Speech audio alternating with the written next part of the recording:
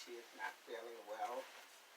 So she had asked if I would share a message with you today, which I, of course, said yes.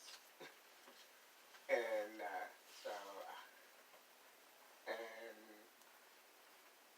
so let us keep Betty and Glenn in prayer, and as well as others, because there is a lot of, illness going around, people feeling sick. I myself I haven't felt well, actually, last Sunday evening, that I came down with something, but I'm finally over it, thank you, Lord.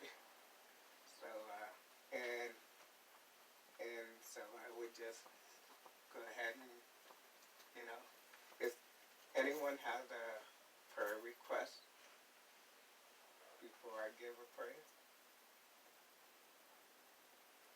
No? Okay, so I'm going to go ahead with a prayer and we shall begin. Lord, we thank you for this time of a gathering, the time to come together to know you. And we ask with your prayer that your hand be upon those who are not here, Betty and Glenn, that you restore health to them. And Lord, we even ask for you to put your healing hands upon all those who are not feeling well, whether here in this town, to here in the state, here in this nation, here around the world.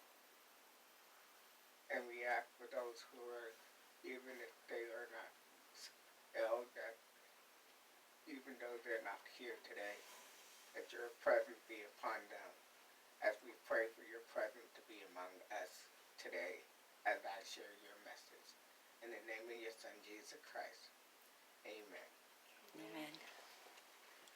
Now, I just thought I had to share this because it was really interesting to me that the other day I was actually at the Hampton Inn working, vacuuming the floor, and I vacuumed 3 floors of the hallway and a large room in their conference room.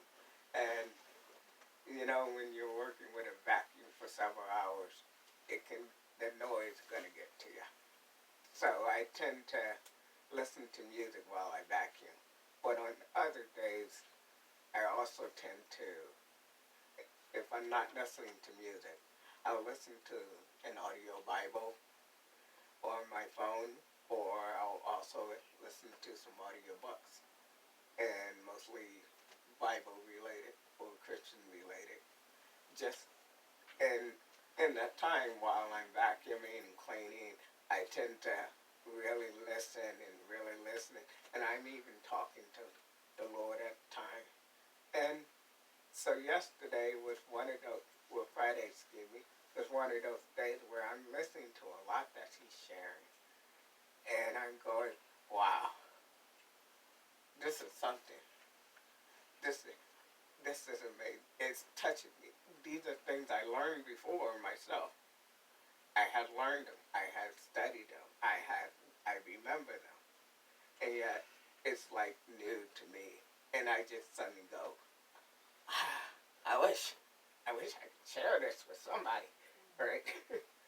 and then to my surprise, it was unexpected when Betty sent me a message saying that I'm not feeling well, but would you be willing, if I cannot make it, would you be willing to be able to share a message? And I said yes.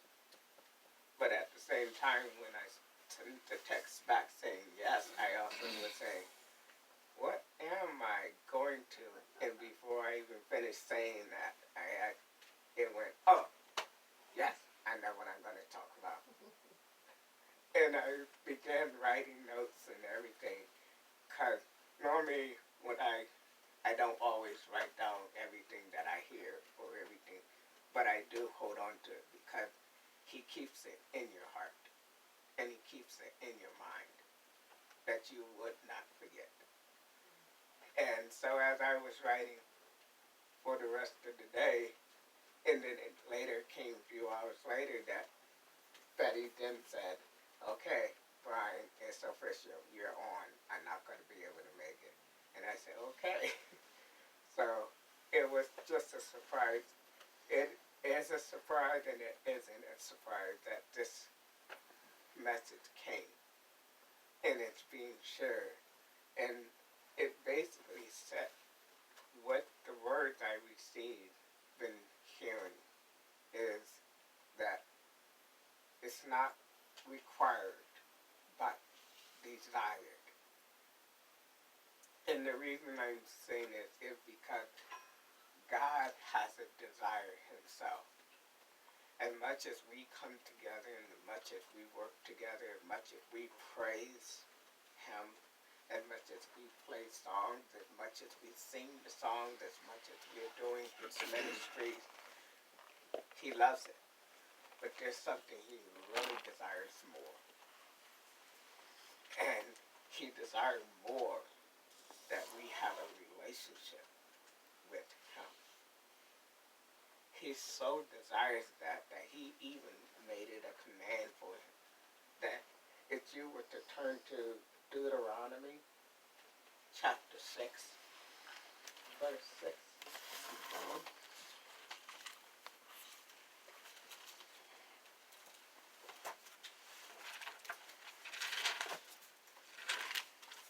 And this is a commandment which he gave to Israel just before they were going to the promised land, after they brought them out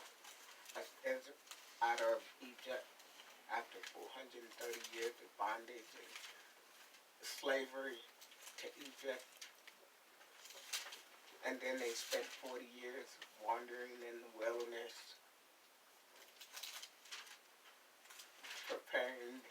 trying to prepare them for the land that he promised them. Because for himself, he so desired for them to begin to follow him. Not because he wanted to become their boss. Yes, he is their God. He is our God, of course. But he didn't just get them out of Egypt so he could be rulers over them and control them and tell them what to do. He wanted to show his love, his desire to be with them, and that he wanted them to seek him. And yet, for those 40 years, he struggled with Israel, who kept complaining and turning their backs and kept, doubting God. Even after all that he showed them, that all that they witnessed, they kept turning and turning. They felt like, we should have stayed in Egypt because we ain't got nothing to eat here. They always gave us food and we could barely see anything. And he gave some manna from the sky. And yet they complained again. You brought us to this place and we're going to die because we ain't got no water. In which God made water come from the rocks, which Moses struck. And that he still so desired that he brought Moses up. He brought him to deliver his law, his commandments in the book. In the very first one, the number one commandment he gave is from Deuteronomy 6, chapter 6, verse 6 and 7. Becky, Valerie, would you mind reading that? Mine's going to say something different, though, I think. You said chapter 6. Yes. Verse 6? Mm-hmm. Yes. Okay. And you must think constantly about these commandments I am giving you today. You must You must teach them to your children and talk about them when you are at home or out for a walk, at bedtime, at the first thing in the morning. Okay. Now would you going back a verse to 5? You must love him with all your heart, soul, and might. You must love him with all your heart, soul, and mind. And Sheila, do you have it? Are you reading on that verse too? We can't find it written here, so don't usually use this book. Because I was like wanting to hear it in another version. I'm not able to do that. Kelly, Which one were you after? 5. 5. Start with 5. It says, love the Lord your God with all your heart and with all your soul and with all your strength. And after that, It says, these commandments that I give you today are to be upon your hearts. It says 7, impress them on your children.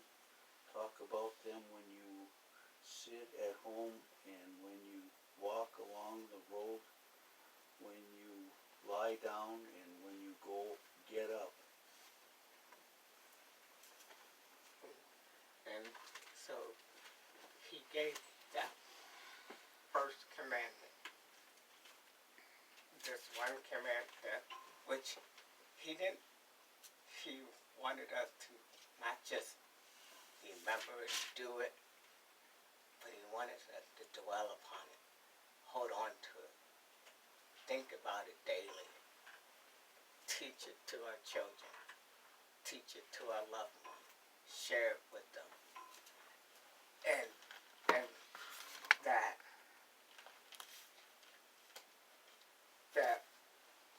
even today, as it was back then, when we hear that word commandment, we tend to go, it means what it says is what you do. It is required. I mean, there was for an example, I had met a pastor, a former pastor. He's retired, but before he was a pastor for a Pentecostal church. And before that, he himself is Jewish.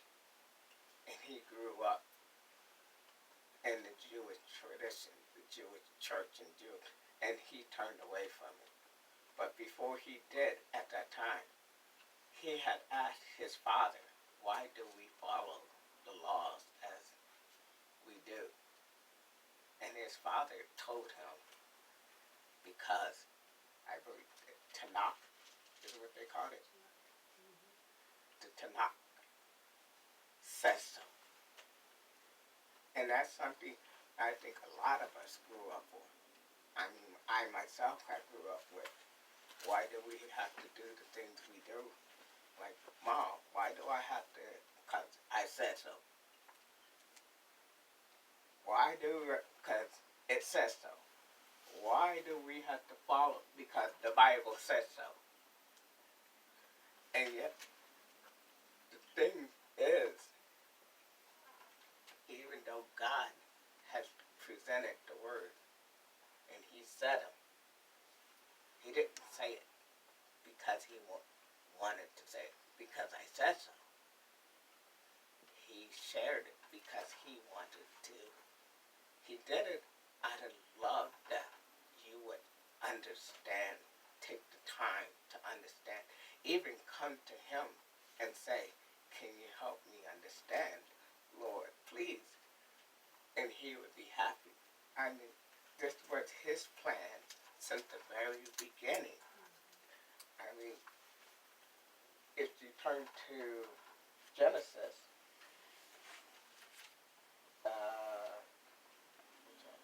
Genesis chapter 1,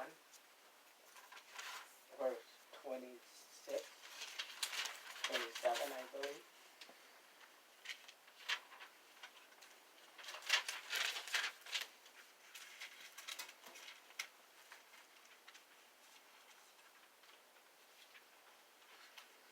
Yes, 26, 27.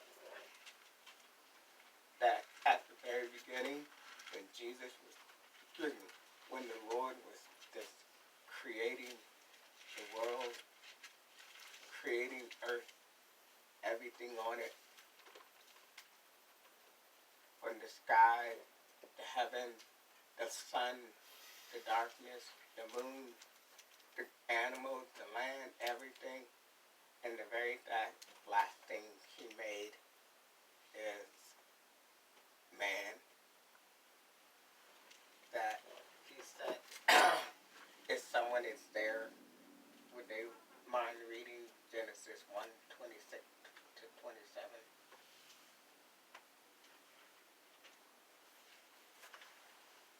Then God said, "Let us make man in our image, in our likeness, and let them rule over the fish of the sea and the birds of the air, over livestock, over all the earth, and over all the creatures that move along the ground."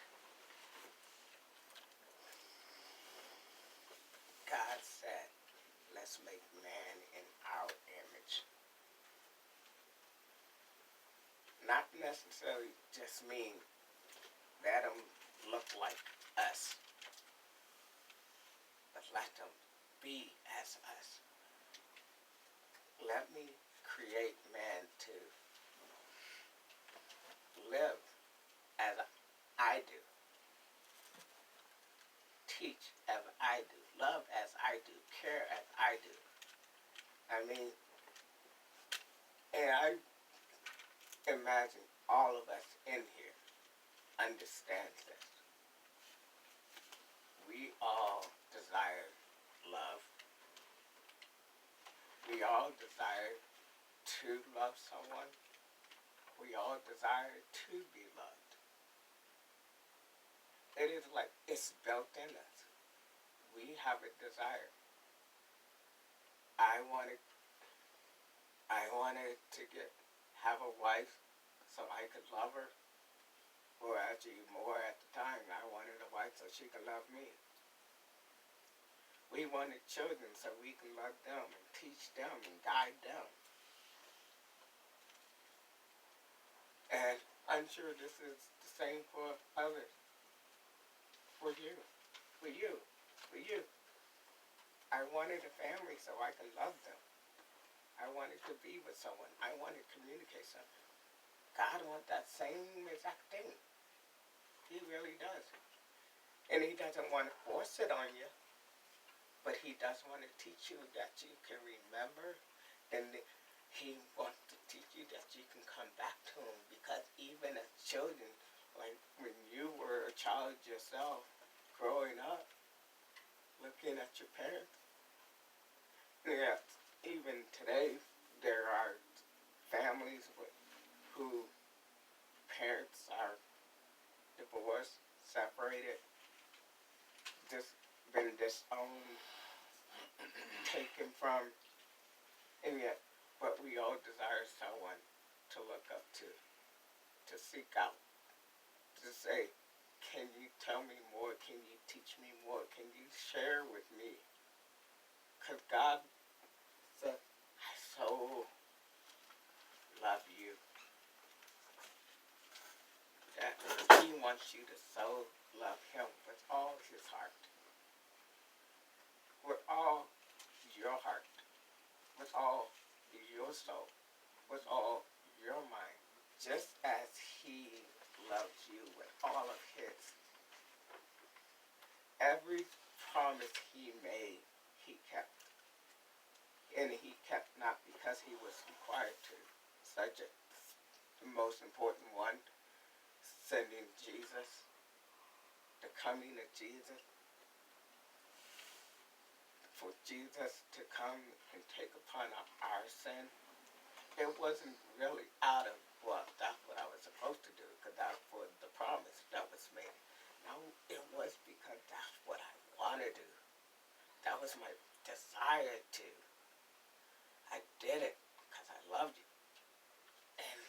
he encouraged us to seek him out, because I know it's a struggle for many of us that we could have all kinds of reasons, all kinds. From, well, I'm not good enough. I'm not better. I did so much of this. I'm not loved. I got better things to do. I'd rather do this than do that. I wanna, but I gotta. You know, the whole purpose, not just Jesus to come. He started his ministry inviting, saying, the kingdom of God is at hand. Saying, it is here now.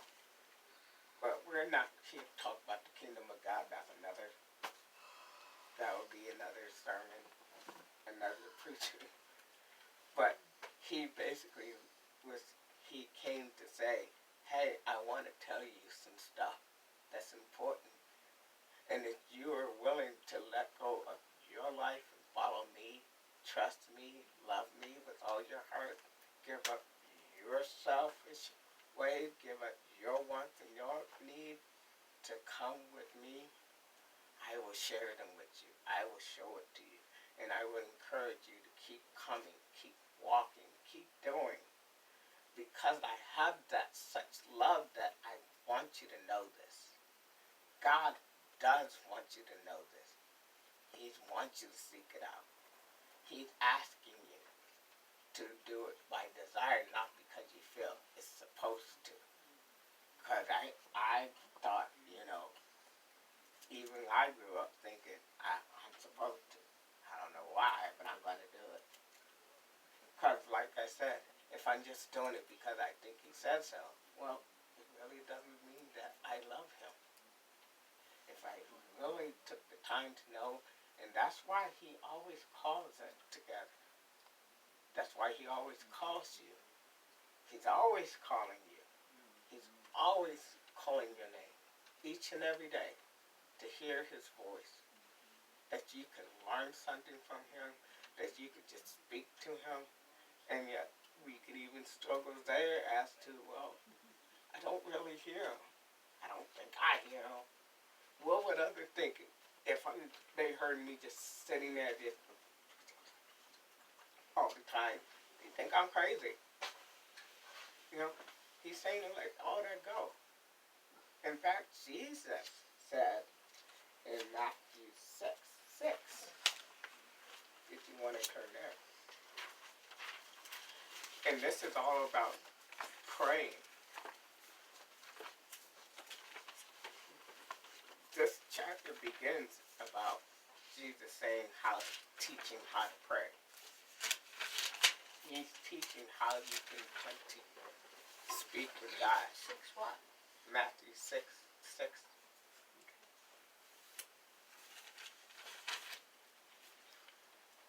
And he is saying, he say, don't be like the hypocrite, just saying big words and such things and, showing how smart you are or how good you can say a prayer. He said, because God's not looking for that. He really is not looking for that. Instead, he says to Becky, if you wouldn't mind reading that one. Which one, 6:6? Yeah. But when you pray, go away by yourself, shut the door behind you, and pray to your Father in private. Then your Father, who sees everything, will reward you. Yes. Go away to someplace private. Your secret place. Just you and him.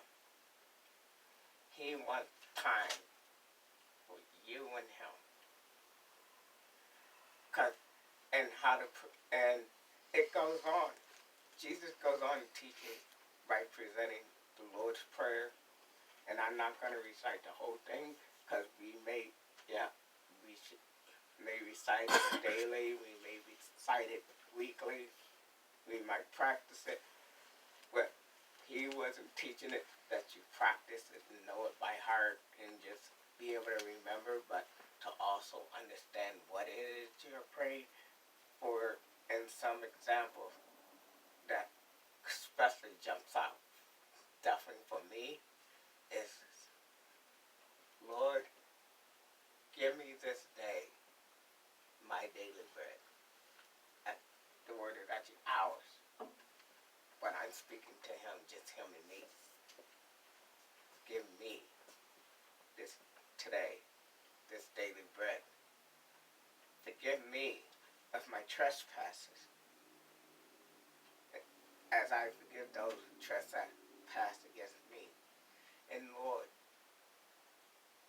lead me not into temptation, but deliver me from evil. And I even, with that last one, I often say, Lord, help me to overcome my temptation, and help me to stay away from evil. Help me to recognize this is not good, this is bad, that flee away from it, to stay away from it, to protect me from it. But when I say them, I have to stop. And I listen, because that's the other part. God is not like an answer machine. Tell him what you want, tell him what you need to tell him, and then walk away, hoping he got your message. He desired that conversation. I speak, you listen, you speak, I listen. It goes both ways. It's not I speak and he listen, then be done. He encouraged us to why this was also important, that the Sabbath day, why they had the Sabbath day, that they were to not work on the seventh day of the week, no meaning Saturday. No work, rest, rest, rest. That they literally took it to heart. I mean, Israel, the Pharisees, the leaders, they took it to heart. You are not to work. It's in the law. If you don't follow it, you're in trouble. You're not to work. They will get onto you. And I believe they would stone you to death if you didn't keep the law. They would throw you. And that was a commandment given. But there was a purpose for it. Not that you were to rest and relax in it, but that was God's way of saying, okay, rest and let us have time together. Let us, you and I, have time together. Let the Father and the Son, the Father and the daughter, the Father and the Son, the Father and the daughter, the Father and the daughter, the Father and the Son, the Father and the daughter, the Father and the daughter have time together to speak, to learn what's been going on last week, what you've been dealing with, what have you learned, what would you like to know? And he's not only no longer encouraging for one day, he wants it every day, just like we deal with each other every day. Or maybe not every day. I deal with her every day. But I deal with you, what, Sunday, Tuesday. But he is often saying, think of your life. Take a time, even if it's an hour. Maybe longer if you desire. Let it be your desire, not required. Put down your phone. Put down your keys. Put down the remote to the TV. Put down the bag of chips. Put down whatever that you have a routine of. Put down the vacuum cleaner. Put it down.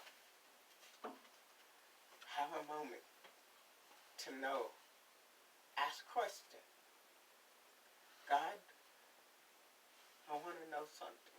I want to learn something. Can you share something with me? I want to understand you. I want to understand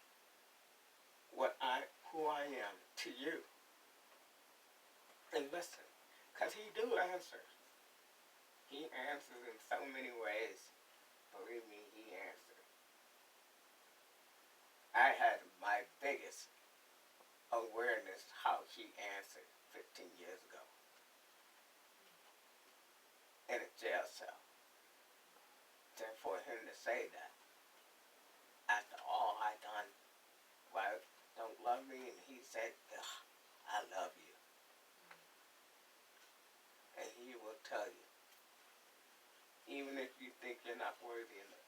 Because last week, even Sheila had shared with us a parable from Luke 15